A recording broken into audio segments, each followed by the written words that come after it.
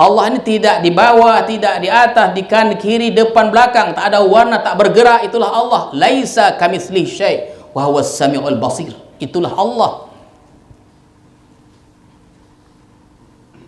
Dapat kita melihat Allah itu dengan apa? Dengan mata kepala. Faru'yatul 'abdi li rabbih fil akhirah ala hasabi tajallihi lahu fi hadhihi dunya.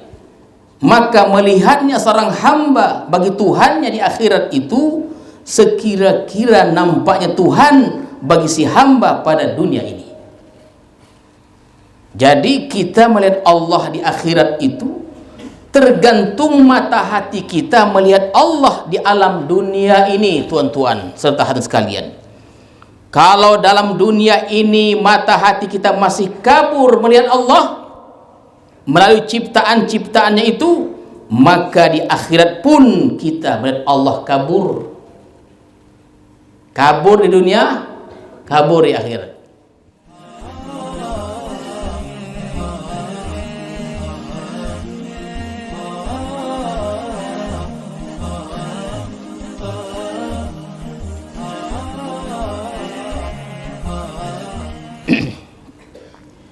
Bismillahirrahmanirrahim.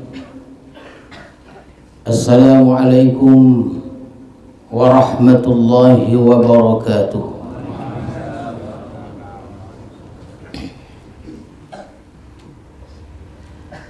Alhamdulillahilladzi zahara fi makhluqatihi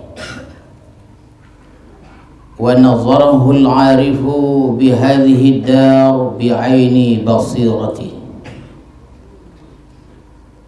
أشهد أن لا إله إلا الله وحده لا شريك له في وحدانيته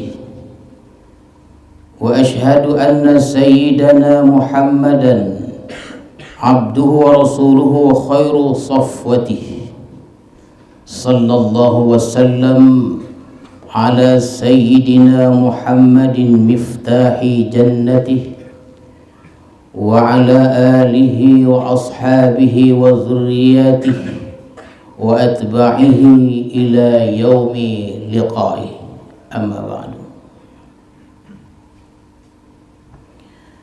Tuan-tuan para khalifah, para salikin, hadirin hadirat, para tetamu sekalian, wabil khusus adik-adik yang datang dari Pondok Pesantren Babul Hasanah, datang berjumlah lebih kurang mereka dan guru-guru mereka, ustazah mereka, laki dan perempuan lebih kurang 190-an untuk melaksanakan suluk 10 hari. Semoga Allah memudahkan segala urusan mereka. Alhamdulillah, kita bersyukur kepada Allah Subhanahu wa ta'ala di atas segala limpahan rahmat dan kurnia-Nya, sehingga pada malam hari ini kita dapat kembali bertemu bertatap muka untuk meneruskan kajian hikam kita. Salawat dan salam kita ucapkan dan kita sampaikan kepada Rasulullah sallallahu alaihi wasallam beserta keluarga, para sahabat dan para pengikut-pengikut beliau. Mudah-mudahan hadirin sekalian kita mendapat syafaat Rasulullah di hari kemudian nanti. Amin ya rabbal alamin.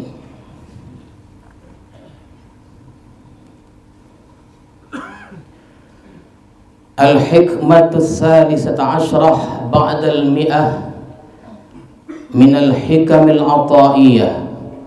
Qala al-imam al-'arif billah Ahmad ibn Athaillah As-Sakandari rahimahullah wa nafa'ana bi'ulumi.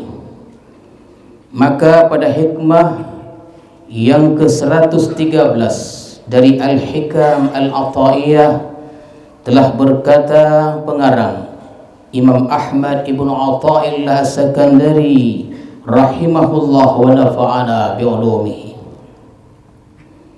Kata beliau, amaraka fi hadhihi ad-dar bin nadhari fi mukawwanati wa sayakshifu laka fi tilka dar an kamali dhati. Allah menyuruh kepada engkau pada negeri dunia ini dengan memandangnya melalui ciptaan-ciptaannya, fi mukawwanati, dan Allah nampakkan bagi engkau kelak di negeri akhirat tentang kesempurnaan zatnya itu, an kamali dzati. Itulah lebih kurang terjemahan hikmah yang ke-113 ini. Jadi hadirin dan hadirat sekalian, Allah menyuruh kita semuanya semasa kita hidup di atas dunia ini untuk merenungkan akan alam ciptaan Allah Subhanahu wa taala, dan kelak di akhirat nanti Allah akan memperlihatkan kepada kita semuanya kesempurnaan zat Allah itu.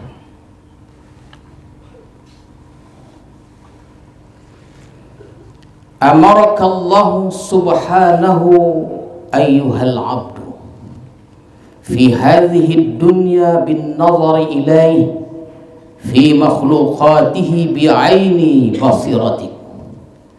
Allah memerintahkan kepada engkau, ayyuhal abdu, wahai hamba, di negeri dunia ini memandang Allah melalui ciptaan-ciptaannya, bi'aini basiratik, dengan mata hati engkau. Artinya kita ini hadirin sekalian disuruh oleh Allah untuk menggunakan mata hati untuk melihat Allah pada segala ciptaan-ciptaan Allah itu. Mana dalilnya? Maka berfirman Allah, qul inzuru madza fis samawati wal ard. Katakanlah wahai Rasul kepada umat, tengoklah olehmu, pandanglah olehmu. Yang kata ahli tafsir, madza itu artinya alladzi. Jadi tengoklah olehmu, pandanglah olehmu Tuhan yang ada di balik langit bumi itu. Nah, dulu pernah kita sebutkan dialog antara orang kafir yang begitu hebatnya mereka menjelajah di angkasa raya, berjumpa dengan seorang Arab Badu yang tidak tahu apa-apa dalam pandangan mereka itu. Di kemahnya ditanya, dikatakan kepada Arab Badu itu, wahai orang Arab, disangkanya orang Arab itu orang yang bodoh, yang jahil. Lihatlah kami orang-orang barat sudah sampai ke bulan, bahkan kami mampu menghitung berapa jumlah bintang yang ada di langit itu. Kan hebat, sampai ke bulan. Bulan itu alam syahadah, alam yang bisa kita sampai kepadanya. Bulan, qamar. Kami lebih hebat dari kamu semuanya, dan agama kamu tidak ada apa-apanya. Kami sudah sampai ke sana, dan kami mengira menghitung berapa jumlah bintang-bintang yang ada di langit itu. Begitulah kiasannya. Macam mana pula menghitung bintang banyaknya itu? Kata Arab Badui tadi, memanglah kalian orang Eropa sudah sampai ke sana, tapi kalian tidak pernah tahu siapa di balik bintang-bintang itu. Allah Subhanahu wa ta'ala. Dimanapun kita belajar, setinggi apapun pendidikan kita, matlamat belajar kita, hidup dunia ini sampai kepada Allah Subhanahu wa ta'ala. Tahu kita siapa Tuhan kita, jangan kita tak tahu siapa Tuhan kita. Qul inzuru madza fis samawati wal ard. Katakanlah wahai Rasul, tengoklah, pandanglah Tuhan yang ada di balik langit dan bumi itu. Ini perintah Allah Subhanahu wa ta'ala, agar melalui mata hati kita ini bisa kita melihat Allah pada ciptaan-ciptaannya. Maka apabila kita dengan mata kepala kita ini melihat sesuatu yang indah di alam dunia, maka hendaklah mata hati kita ini bersamaan dengan itu melihat keindahan Allah. Mata di kepala basar melihat, mata hati yang basirah melihat juga, sama-sama menengok. Jangan mata di atas kepala saja, mata yang ada di kepala ini basar, artinya kedua mata ini berfungsi. Mata basar berfungsi, yang basirah pun berfungsi.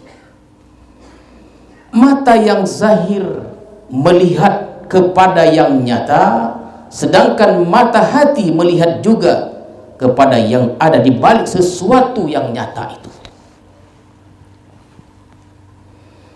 Apabila kita melihat suatu keindahan di alam dunia ini, maka mata hati kita pun melihat bahwa itu adalah keindahan Allah. Mata kita melihat indahnya alam ini, mata hati kita melihat juga akan indahnya Allah Subhanahu wa ta'ala. Kalau mata kita melihat indahnya gunung, indahnya laut, pantai dan segala macamnya, tetapi mata hati kita tetap memandang satu, itu merupakan keindahan Allah Subhanahu wa ta'ala, jamalnya Allah Subhanahu wa ta'ala. Jadi hadirin dan hadirat sekalian, bila mata hati kita bersatu dengan mata yang zahir ini, melihat satu keindahan tadi, maka ucapan yang keluar dari mulut kita adalah Alhamdulillah. Artinya Alhamdulillah itu segala puji bagi Allah. Alhamdulillah. Itu sebagian ulama-ulama sufi mengatakan tentang penyertaan mata hati dengan mata yang nampak. Ya, mata yang nampak biasa ini ada 3 penyertaan, kata mereka. Ada yang bisa melihat Allah sebelum melihat sesuatu mata yang zahir ini. Tak perlu dia tengok itu, dia sudah lihat Allah Subhanahu wa ta'ala. Ada yang bisa melihat pula dengan bersamaan, ada yang bisa melihat pula di belakangnya. Jadi begitu kita melihat sesuatu yang indah, contohnya mata hati belum bergerak lagi. Kalau kita melihat pokok itu saja yang kita lihat. Kita melihat sesuatu yang indah, tapi mata hati kita memandang di belakang indahnya itu adalah Allah Subhanahu wa ta'ala.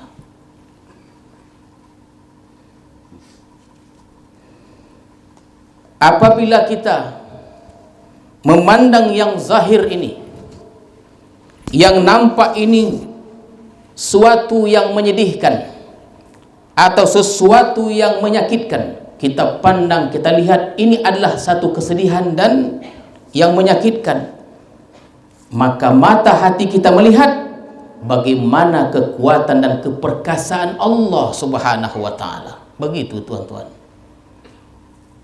kita melihat kesedihan, kesengsaraan, kesakitan, mata kita melihat itu, tapi basirah kita melihat adalah itulah kekuatan keperkasaan Allah Subhanahu wa ta'ala. Orang yang sakit, orang yang menderita dalam keadaan sakit, orang ini seperti ini dan kita semuanya pasti kita ingin senang. Yang sakit ingin sembuh, yang miskin ingin kaya dan lain-lainnya.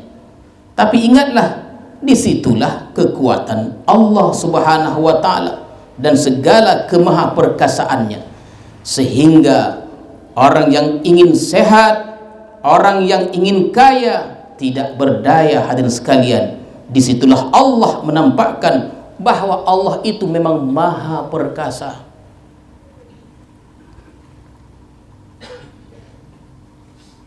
Jadi mudahnya itu bila kita melihat kesedihan, kita melihat kesusahan dan lain-lainnya, mata hati kita melihat bahwa itu adalah kemaha perkasaan Allah Subhanahu wa ta'ala. Maka dengan demikian secara otomatis ucapan yang keluar dari mulut kita, la haula wa la quwwata illa billahil aliyil azim, tiada daya, tiada upaya melainkan Allah Subhanahu wa ta'ala, melainkan daya dan upaya Allah Subhanahu wa ta'ala. Jadi begitu tuan-tuan sekalian, apabila kita melihat kesedihan dan lain-lainnya, mulut kita mengucapkan la haula wa la quwwata illa billahil aliyil azim. Inilah yang dikehendaki oleh Allah Subhanahu wa ta'ala. Disuruh Allah agar kita selalu demikian, sehingga mulut kita memang tidak berzikir. Kalau begitu jadinya mulut kita tidak berzikir, tapi hati kita selalu berzikir kepada Allah Subhanahu wa ta'ala. Dan perlu kita ketahui, hati yang berzikir itu tidak ada batasan tempatnya, tidak ada batasan waktunya, tidak ada batasan apa-apa. Dimanapun boleh berzikir, dalam jamban pun kita boleh berzikir. Hati itu berpahala. Di atas tempat tidur pun kita berzikir dalam hati bersama istri, tak ada masalah, diganjar, diberi pahala. Karena zikir dalam hati tak ada batasan-batasannya. Tapi zikir lisan nih, tuan-tuan sekalian, tapi zikir lisan ada batasan-batasannya. Di sini tidak boleh, di situ tidak boleh, waktu ini tidak boleh, waktu itu tidak boleh. Ada batasan-batasannya. Ini kelebihan zikir hati ini.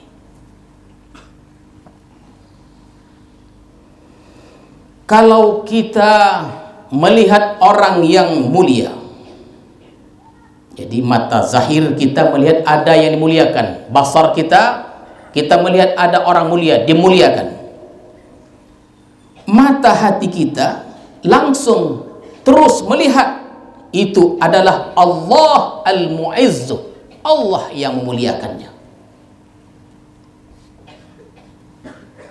Kita melihat kemuliaan, mata kita melihat kemuliaan itu orang yang mulia, mata hati kita melihat mengatakan Allah Al-Mu'izz, Allah yang muliakan. Dan orang mulia ini pula bukan orang kaya, bukan orang yang ada jabatan pangkat kedudukannya, bukan. Yang mulia itu bukan itu. Yang mulia itu adalah orang yang dekat dengan sumber kemuliaan itu, Allah Subhanahu wa ta'ala. Kalau kita melihat orang yang takwa, maka kita melihat Al-Mu'izz, Allah yang memuliakannya. Jadi hadirin dan hadirat sekalian, Allah bila ingin memuliakan hambanya, Allah dekatkan hambanya kepadanya.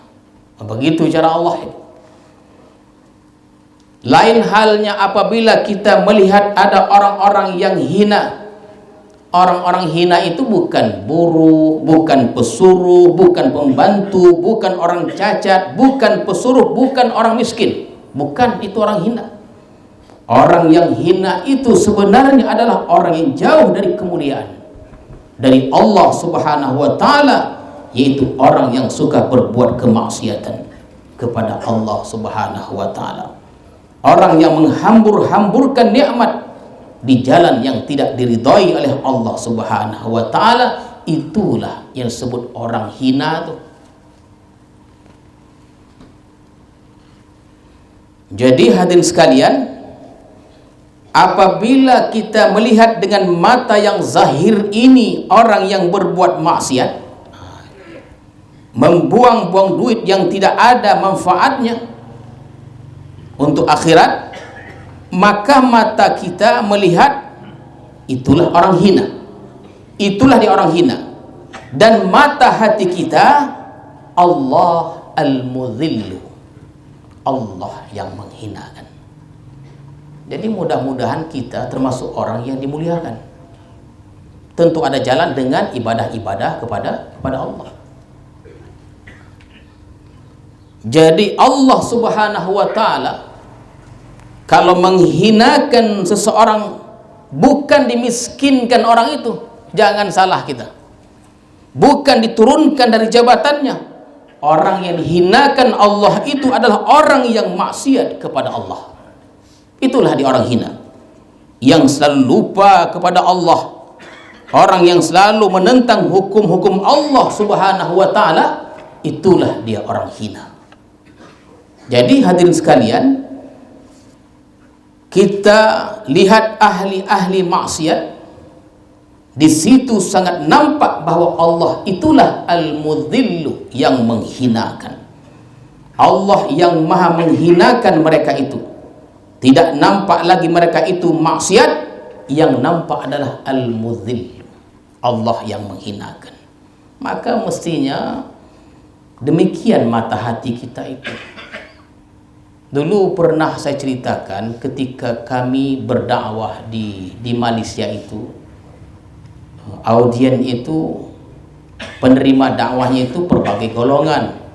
Ada penjudi segala macam, orang-orang yang baru keluar dari penjara itulah yang kami dakwahkan.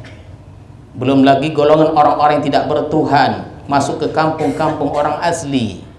Orang asli itu kalau di Indonesia itu di Riau dan Jambi, mohon maafnya orang-orang Sakai. Sebagian mereka tidak bertuhan, ditengok pokok besar Tuhan, ditengok batu Tuhan besar.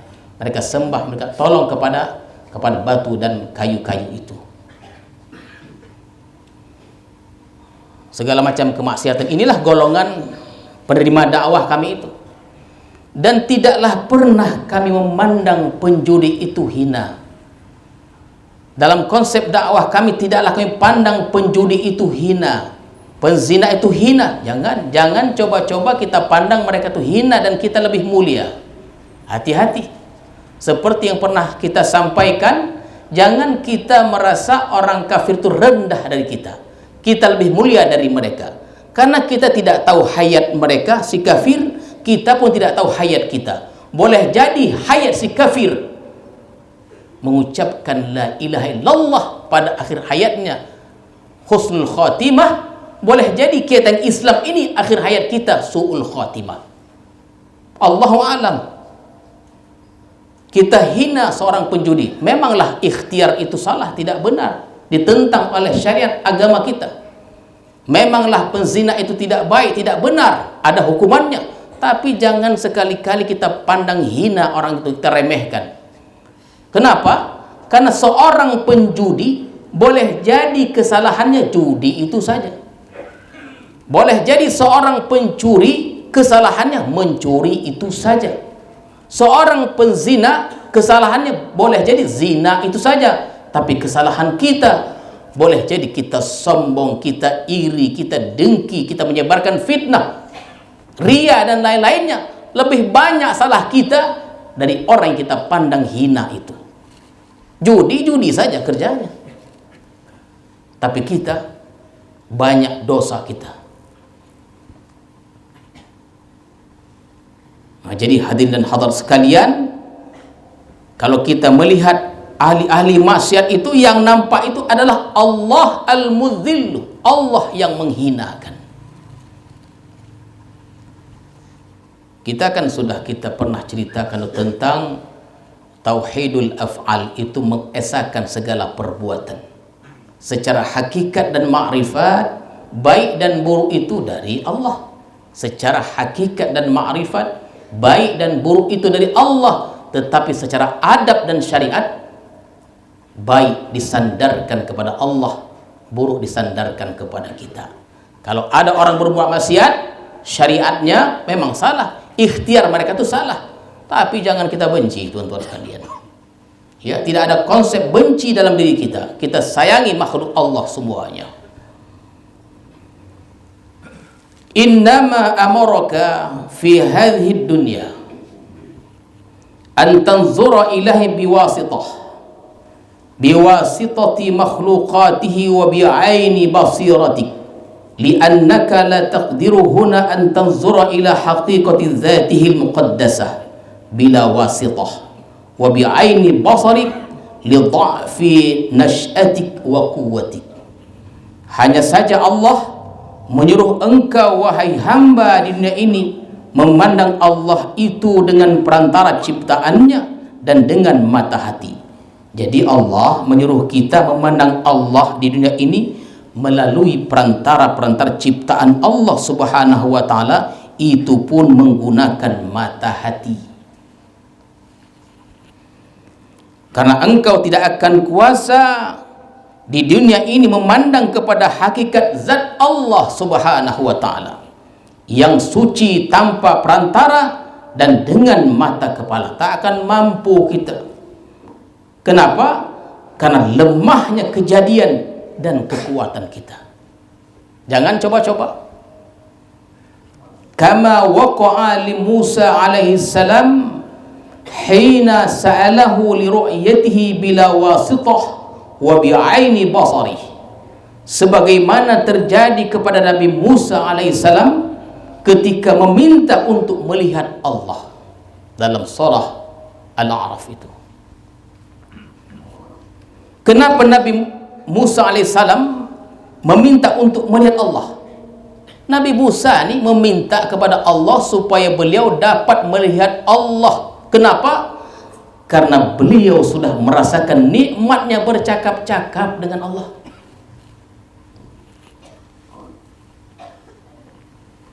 Nikmat bicara dengan Allah, tak cemana itu ya.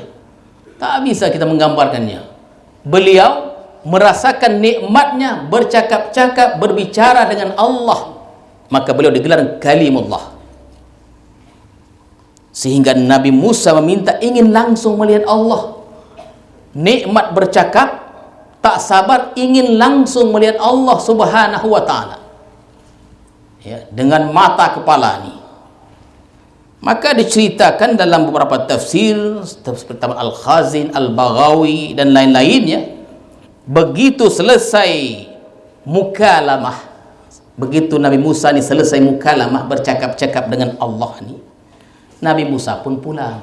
Setelah beliau bercakap-cakap ni dengan Allah, beliau pun pulang ke rumahnya. Sampai di rumah, istri beliau pingsan. Kenapa? Melihat wajah Nabi Musa yang luar biasa bersinarnya. Sinar dari mana? Sinar bekas bercakap-cakap dengan Allah.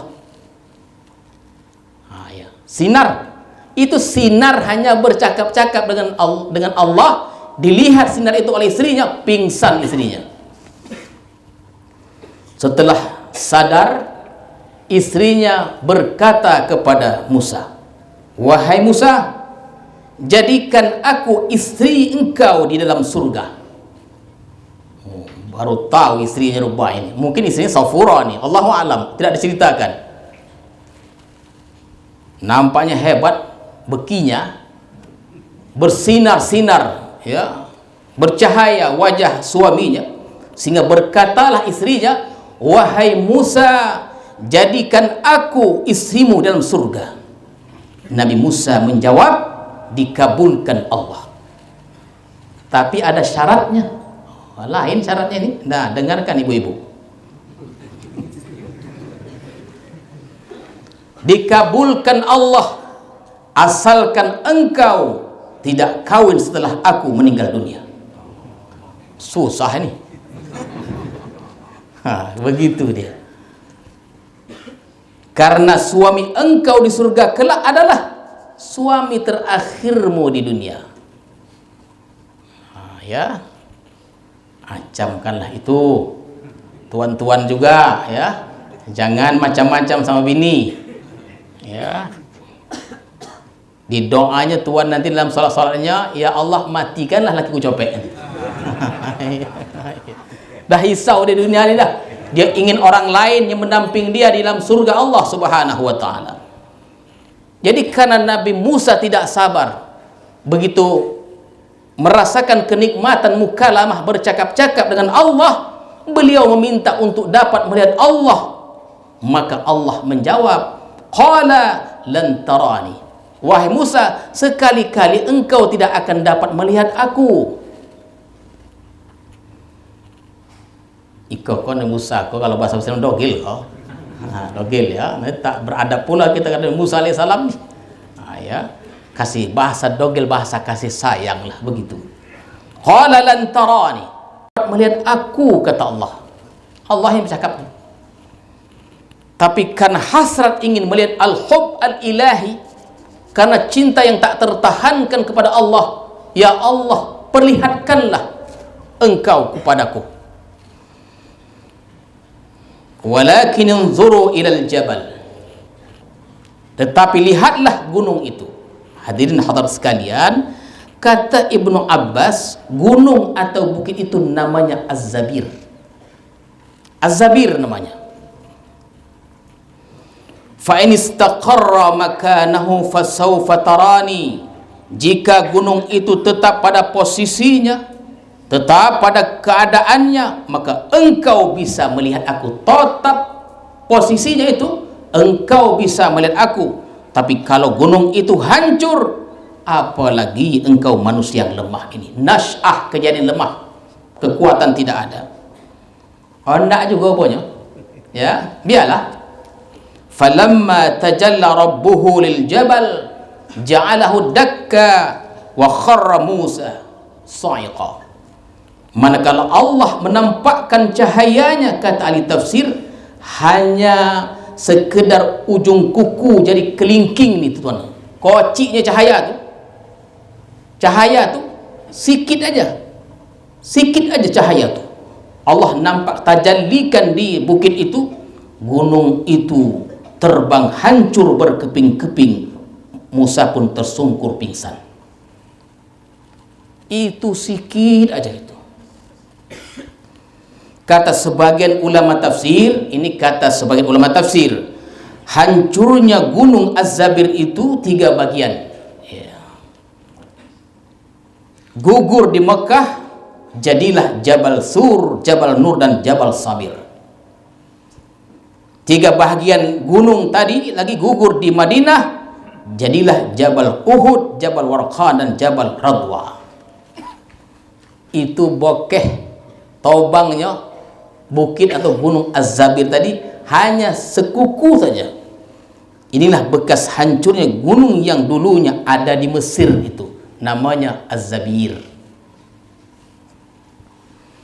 Jadi itulah kenapa kita tidak bisa melihat Allah Subhanahu wa taala dengan mata kepala kita di alam ini, karena nasy'ah, kejadian kita di lemah, tidak mampu langsung melihat Allah Subhanahu wa taala. Wa fil akhirah yakshifullahu laka an kamali dzatihi litarahu bi'aini basarik. Di akhirat kelak Allah bukakan bagi engkau tentang kesempurnaan zatnya, agar engkau lihat Allah dengan mata yang zahir engkau ini. Tengok tuh tuan-tuan, pendapat yang terkuat nih. Di surga kelak kita bisa melihat Allah dengan mata yang zahir ini. Bagaimana sempurnanya Allah yang maha suci itu. Jangan ditanya, yang penting beramal aja. Ya, macam mana melihatnya, apa warna, jangan. Allah ini tidak di bawah, tidak di atas, di kanan, kiri, depan, belakang, tak ada warna, tak bergerak. Itulah Allah. Laisa kamitslihi syai' wa huwas samiul basir. Itulah Allah. Dapat kita melihat Allah itu dengan apa? Dengan mata kepala. Faru'yatul 'abdi li rabbih fil akhirah ala hasabi tajallihi lahu fi hadhihi dunya. Maka melihatnya seorang hamba bagi Tuhannya di akhirat itu sekira-kira nampaknya Tuhan bagi si hamba pada dunia ini. Jadi kita melihat Allah di akhirat itu Tergantung mata hati kita melihat Allah di alam dunia ini, tuan-tuan serta hadirin sekalian. Kalau dalam dunia ini mata hati kita masih kabur melihat Allah melalui ciptaan-ciptaannya itu, maka di akhirat pun kita melihat Allah kabur. Kabur di dunia, kabur di akhirat. Walaupun dengan mata yang jelas, yang nyata ini, tak nampak dia, kabur dia. Jadi bagaimanapun nampaknya dalam surga itu tergantung bagaimana nampaknya mata hati kita melihat Allah di alam dunia ini. Berapa sering, berapa hari, berapa minggu, berapa bulan kita dapat melihat Allah? Artinya berapa seringkah kita bertemu Allah di surga? Rupanya tak sama. Takkan sama kita dengan orang soleh, para syuhada salihin, para anbiya dan mursalin. Berapa sering kita melihat Allah dalam surga tergantung berapa sering mata hati kita melihat Allah di alam dunia ini. Kalau golap aja ya, tak ada apa-apa, sembahyang pun tak apa-apa dirancangnya. Oh, berat itu, berat ya. Hadirin hadirat sekalian, kemudian dilanjutkan oleh Imam Ahmad Ibnu Athaillah dalam hikmah yang ke-114. Jadi malam ni ya, 2 hikmah, dan kita tutup dengan hikmah yang ke-114 tentang kenapa Allah menyuruh kita untuk menyaksikan dengan mata hati kita di alam dunia ini. Dan hikmahnya berikut ini adalah: alima minka annaka la tasbiru an fa ashhadaka ma baraza min. Artinya alima adama sabrika an ru'yatihi bi aini basari. Allah mengetahui bahwa engkau tidak sabar untuk melihat Allah dengan mata yang zahir ini. Tak sabar. Orang yang sudah merasakan dirinya selalu dilimpahi rahmat Allah itu, orang yang merasa dirinya sudah disayang oleh Allah Subhanahu wa ta'ala, orang yang merasa selalu dalam lindungan Allah, yang setiap detik, setiap hari dibelai Allah, disayang Allah, maka orang ini rindu untuk melihat bagaimana Allah itu. Dia selama ini kabar-kabar saja, tuan-tuan sekalian, dan mereka tak sabar untuk dapat melihat Allah Subhanahu wa ta'ala.